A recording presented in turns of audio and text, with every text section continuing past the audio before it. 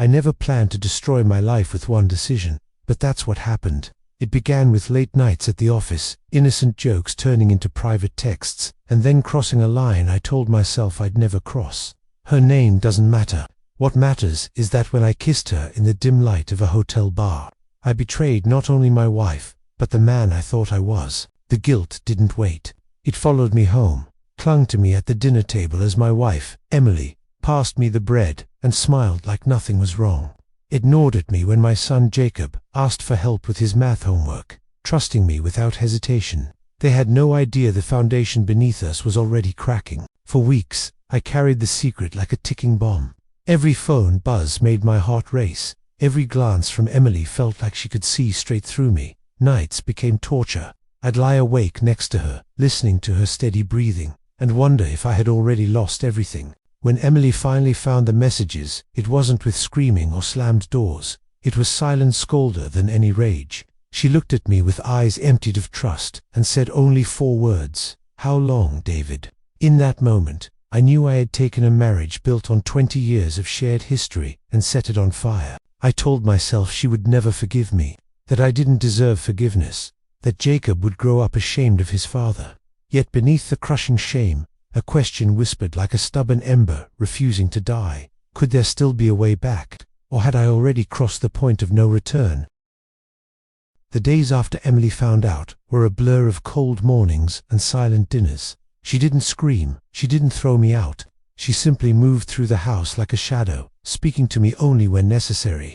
And even then, with the tone you'd use with a stranger. The absence of her touch, her laughter, her trust, it was a punishment heavier than any words could deliver. Jacob knew something was wrong. He wasn't stupid. At 15, he saw the way his mother avoided my eyes, the way I lingered in the kitchen as if waiting for permission to breathe. He didn't ask questions, but the disappointment in his silence was louder than any accusation.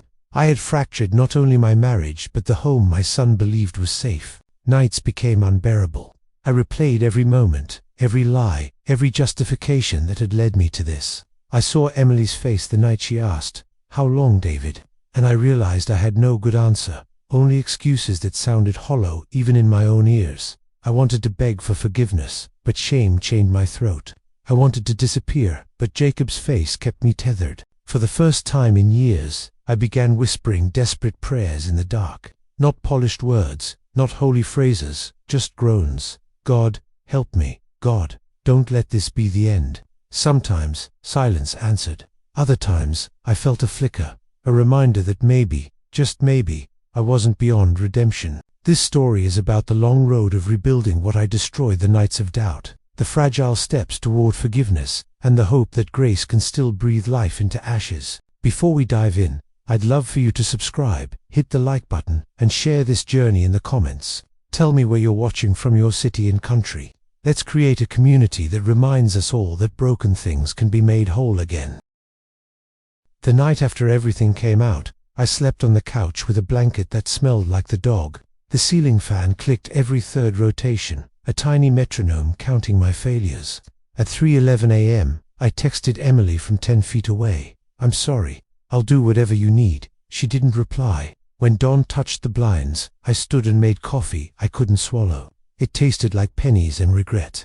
We drew lines before breakfast. Emily spoke without looking at me, a legal voice in a kitchen that once held Saturday pancakes and Jacob's science projects. "No contact with her," she said. "Full transparency phone, email, calendar, separate bedrooms, counseling individual and then maybe together." I nodded after each rule like a defendant pleading guilty. When she slid her phone across the table and said, "Change the passcode to whatever you want," shame burned behind my eyes. At work, the air conditioner was too cold, too loud. I deleted the thread, then realized deleting proved nothing. I pulled up HR's internal page and filed a disclosure. My hands shook over the keyboard. When I told my boss, his jaw tightened, and I watched 10 years of credibility evaporate. "You'll be moved to another team," he said, voice flat. "No travel, no late nights, and David earn back trust at home, or none of this matters." On the drive home, Lakeshore traffic crawled. I turned off the radio and listened to the car's faint rattle. Every red light felt like a verdict. I wanted to rehearse speeches, to craft perfect words, to explain the unexplainable. How loneliness wrapped in flattery had felt like oxygen. How I had traded covenant for adrenaline and then called it stress. By the time I parked, my throat held only one sentence. I ended it. I told HR. Emily didn't clap. She didn't soften. She rinsed a bowl and set it in the rack. You were supposed to end it the minute it started. The sentence landed with a dull thunk of something true. Jacob came in then with a backpack heavy enough to leave a groove on his shoulder. Practice at 6, he said to the room. To me, he added, coach said I might pitch. He didn't wait for my answer. He didn't meet my eyes. After they left, the house felt like a museum of our old life, wedding photos on the hallway wall. Jacob's art framed crooked, a dent on the dining table where we once dropped a skillet, and laughed. I opened a drawer and found my wedding ring where I'd placed it the night before. I slid it on, felt the metal bite, and whispered a sentence I hadn't said in years. God, I don't know how to be a man you recognize. I showed up early to practice and sat high on the bleachers. The field smelled like cut grass and damp clay. Jacob warmed up without glancing at me. When he finally took the mound, his first pitch sailed wide, the catcher's glove thudding the fence. I nearly stood to shout advice, then remembered I had surrendered that right for now. Instead, I pressed my hands together and breathed a prayer no one could hear. Help him, help us, help me, tell the truth. After practice, Jacob headed to the car with Emily. I trailed behind at a distance that felt respectful and unbearable. At home, he went straight to his room and closed the door. I wanted to knock. I didn't. I texted him. Proud you kept throwing after that first pitch. Dinner's on me tomorrow. Your choice. 3 dots appeared, vanished, returned. Maybe. The word looked small on the screen and enormous in my chest. The counselor's office was on the 2nd floor of a brick building above a bakery that smelled like warm cinnamon. Dr. Lewis asked me to start at the beginning. I started at the middle of the late nights, the project that became too personal, the compliments I soaked up like a dry sponge. He didn't excuse me. He didn't flay me either. Confession is not self-loathing, he said. Confession is telling the truth to be changed by it.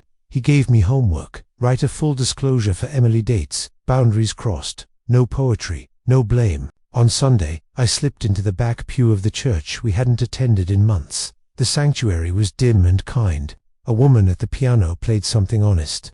The pastor said 4 words I didn't expect to need. Mercy is oxygen here. I didn't go forward. I didn't lift my hands. I sat and let the sentence settle into my ribs. On the way out, the janitor held the door and said, "You're early." I checked my watch. For what? He shrugged. For whatever comes next. I stood on the steps, Chicago sun bright and cold, and decided that next would begin with telling Emily everything. No edits, no angles, no rescue. I wasn't ready. I was willing. The letter took me 3 nights to write. Dr. Lewis told me not to dress it up, not to add justifications. Dates, facts, your choices. That's it. Don't explain the hunger. Just confess the theft. I filled 10 pages with blunt sentences that looked uglier on paper than they had sounded in my head. Each time I paused, shame hissed that Emily would never read past page 1. Still, I wrote until my pen ached. On the 4th night, I handed it to her at the kitchen table. Jacob was asleep. The refrigerator hummed. She held the envelope without opening it, her thumb resting on the flap like she might crush it in her fist. "Do you want me to read it?" she asked. My voice cracked. "I need you to..." She read in silence for nearly 40 minutes. I sat across from her, watching the clock crawl, feeling the weight of every line as if spoken aloud. When she finished, she folded the pages neatly, slid them back into the envelope, and pushed it toward me. "Thank you for not lying," she said. That was all. No tears, no explosion. The restraint frightened me more than fury. I wanted to ask if she believed there was a future. I didn't. She left the room, and I sat alone, staring at the envelope like it might combust. Jacob grew colder. His maybes turned into shrugs. His baseball conversations shrank to one-word answers. He still called me Dad, but it sounded like a courtesy title instead of belonging. I caught him once scrolling through his phone at night, eyes red. I wanted to sit beside him, tell him the truth, but Emily had asked me to wait until counseling. "Don't make him carry more than he has to," she said. At work, colleagues looked away. The transfer to a new team was humiliating. The gossip had traveled faster than policy. I kept my head down, avoided the cafeteria, ate sandwiches at my desk. A friend from the old team stopped by once and muttered, We all thought you were solid, man." I didn't answer. He left, shaking his head. Sunday came again. I sat in the same back pew, unable to sing. The pastor spoke about the prodigal son, how he rehearsed speeches about unworthiness, only to be interrupted by a father running to embrace him. My chest tightened. I wasn't ready to imagine running home. But for the first time, I wondered if the father had already been running toward me. Dr. Lewis pressed me harder in our next session. "Do you believe Emily has the right to walk away?"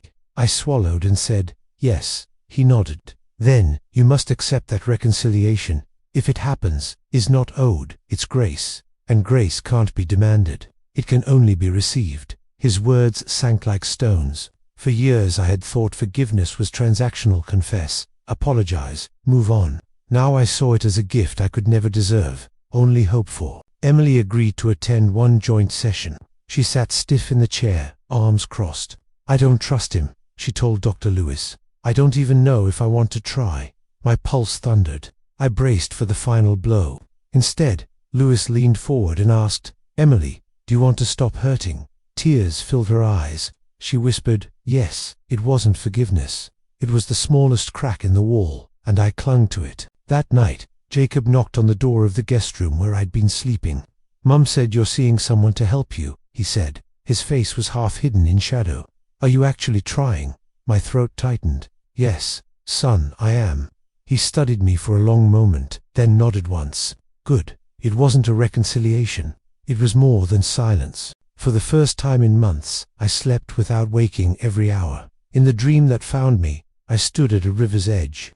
The water was dark, the current strong, but on the other side I saw Emily and Jacob, their backs turned, walking toward a light I couldn't name. I shouted their names. They didn't hear. Still, I stepped into the current. Cold wrapped me, but I moved forward. When I woke, the sheets were damp with sweat, but the image remained. Forward, not back, always forward. Emily didn't say the word forgiveness, not once. What she said, 2 weeks later, over a dinner of takeout Chinese, was, "I don't believe you yet." She didn't look angry when she said, "It just tired," like she'd been running a marathon she never signed up for. I nodded, picking at lo mein that tasted like cardboard in my mouth. Belief, I realized, wasn't something I could win with speeches. It would be earned or not over time. Small routines became my battlefield. Answering texts immediately, sharing my calendar without being asked, leaving my phone unlocked on the counter while I showered. None of these erased the betrayal, but they were bricks I could lay in the rubble. Emily watched, silent, weighing each gesture not as proof but as data. Jacob stayed cautious, orbiting me like a planet unsure of its sun. When I drove him to practice, he stared out the window with earbuds in. One day I asked, "Want me to stay or pick you up later?" He shrugged. "Stay if you want." It was the first invitation he'd given me in months, and I gripped the steering wheel until my knuckles ached to keep from smiling too wide. Counseling sessions turned brutal. Dr. Lewis forced me to talk about patterns, not just mistakes. "Affairs don't begin in hotel rooms," he said. "They begin when you hide, when you nurse resentments, when you starve honesty." Emily sat stiff beside me, nodding at every word. I wanted to vanish under the chair.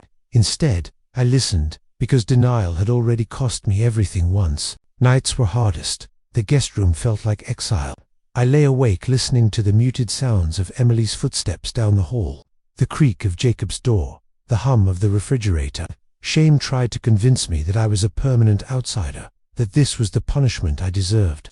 In those hours, I whispered prayers that sounded more like begging. "Don't let me sink. God, please, keep me moving forward." Then came the Saturday morning when Emily asked if I wanted to join her and Jacob at the farmer's market. My shock must have shown, because she added quickly, "This doesn't mean anything. Just, he asked if you could come." My heart beat so loud I thought they both could hear it. I carried grocery bags like they were holy offerings. Emily didn't touch me, but she didn't walk 10 feet ahead either. Progress measured in inches. Jacob softened at the strangest moment. After a game, his team lost badly, and he struck out twice. He stormed to the car, furious. "I'm trash," he muttered. The words stabbed me. I knew that lie too well. I said quietly, "One bad game doesn't define you, son. You're more than your mistakes." For the first time in months, his eyes met mine. Something flickered their recognition. maybe even trust. At church, I kept to the back pew, but this time Emily and Jacob came too. We didn't sit together, not exactly, but close enough that our shoulders lined up in the same row. The sermon was about redemption, not as erasing the past, but as transforming it.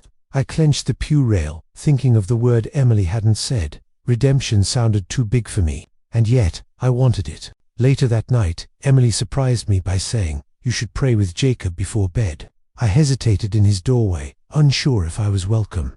Jacob rolled his eyes but didn't say no. I stumbled through a short prayer, hands shaking, asking for peace in our home. When I finished, Jacob muttered, "Amen." It wasn't mocking, it was agreement.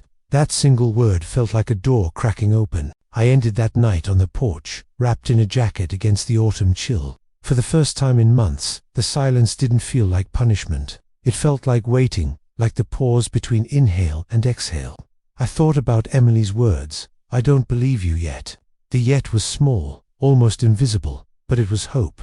And hope, I was learning, was enough to keep me walking forward, one step at a time. Winter came early that year. Chicago wind bit through coats and rattled windows, a constant reminder that some seasons refuse to be rushed. Emily and I moved through the house like polite strangers, sharing groceries, coordinating Jacob's schedule, exchanging necessary words. And yet, under the frost, something fragile was trying to grow. It began with coffee. One morning, she set a mug in front of me without speaking. It wasn't an invitation, but it wasn't indifference either. I sipped slowly, tasting more than bitterness, tasting mercy in its smallest form. I wanted to thank her, but I kept quiet, afraid words might break the spell. At counseling, Dr. Lewis shifted his attention to Emily. "What do you need from him if there's to be any future?" She answered without hesitation. "Consistency. No grand gestures, no apologies written in flowers. Just daily proof that he's not hiding anymore." Her voice cracked slightly at the end, but she didn't cry. I swallowed hard, realizing this was the true test. Not one mountain to climb, but 1,000 small steps every day. Jacob noticed the changes first. He started leaving his bedroom door half open again. He texted me after practice. "Pick me up at 7. It was mundane, ordinary and monumental. The first time he laughed at one of my dumb dad jokes, I nearly wept. I kept my reactions small, letting him set the pace. But temptation lingered not in the form of another woman, but in the urge to numb my guilt with work, distraction, or silence. Shame whispered that no matter how many good days I strung together, Emily would never truly trust me again. On those nights, I prayed until my knees ached. "God, give me courage to stay present. Don't let me run back into hiding." Then came the night Emily asked me to join her for a walk after dinner. We moved through quiet streets, our breath visible in the cold. She didn't hold my hand, but she spoke more than she had in weeks. "Jacob's doing better," she said softly. I think he's starting to believe you." I wanted to ask if she was starting to believe too, but I bit my tongue. The hardest moment came 2 days later, when she confronted me with an old bank statement she'd found. "Why didn't you tell me about this dinner charge?" My heart raced. It was from months before. During the affair, I had forgotten. I explained, voice trembling. She listened, then nodded once. "Thank you for not lying this time." The words stung, but they also steadied me. Truth, even when painful, was better than polished half-truths. At church, pastor spoke about Peter denying Jesus 3 times, then being restored, not erased, not excused, but restored. "Grace doesn't pretend betrayal never happened," he said. "Grace names it, then redeems it." I sat frozen in the pew, feeling the sermon land like a direct hit. After service, Emily walked out beside me in silence. At the car, she said quietly, "That message was hard to hear, but maybe necessary." Weeks later, Jacob had his first big win on the mound. As teammates cheered, he scanned the bleachers until he found me. His grin was quick, small, but it was meant for me. When he ran off the field, he let me clap his shoulder without flinching. Emily saw it. For the first time in months, I caught her watching me with something other than suspicion. That night, she sat across from me at the kitchen table, fingers laced around a mug of tea. "I'm not ready to say I forgive you," she whispered, "but I'm not ready to give up either." My chest tightened with relief. It wasn't a declaration. It was an opening. And in that fragile space, I realized redemption wasn't a single moment, it was a lifetime of choosing to love again, day by day, even in the shadow of betrayal. Spring thawed the city slowly. Snow melted into puddles, grey sidewalks gave way to faint buds on trees. Something similar was happening in our homes, slow, cautious, but undeniable. Emily still kept a wall around her heart, but it wasn't made of steel anymore. It was glass, fragile, transparent, waiting to see if I would press too hard or learn to handle it gently. One Friday evening, Jacob invited friends over to watch a game. The house rang with laughter and the thud of sneakers on the stairs. For months, it had been silent, tense. Now it sounded alive again. Emily and I stood in the kitchen, refilling bowls of chips. She caught me watching her and said, almost playfully, "Don't look at me like that." My chest ached. For the first time in nearly a year, she wasn't looking at me like a stranger. The next breakthrough came at counseling. Dr. Lewis asked her directly, "Emily, do you believe David can change?" She hesitated, then said, "I don't know, but I believe he wants to. And that's more than I've seen in a long time." My throat tightened. I wanted to reach for her hand, but I didn't. I let the words hang in the air, sacred in their vulnerability. Trust, however, was tested again when Emily found an old box of office trinkets while cleaning the garage. Inside was a forgotten photo of me at a work event, standing too close to the woman I had betrayed her with. Emily froze. I saw the storm in her eyes, ready to break. I spoke before silence could twist it. "That picture makes me sick now. I should have thrown it away. Do you want me to?" She nodded, and I burned it that night in the fire pit, watching the paper curl into ash. Jacob witnessed it from the porch. He didn't say a word, but the next morning, he left a note on the counter. "Thanks for not hiding anymore." I kept the slip of paper in my wallet, a reminder that every truth told was a step toward repair. Easter Sunday arrived, and the church was crowded with pastel dresses and brass instruments. Emily sat beside me for the first time in months, not just in the same row but shoulder to shoulder. When the pastor spoke of resurrection, I felt the weight of the word not as history, but as possibility.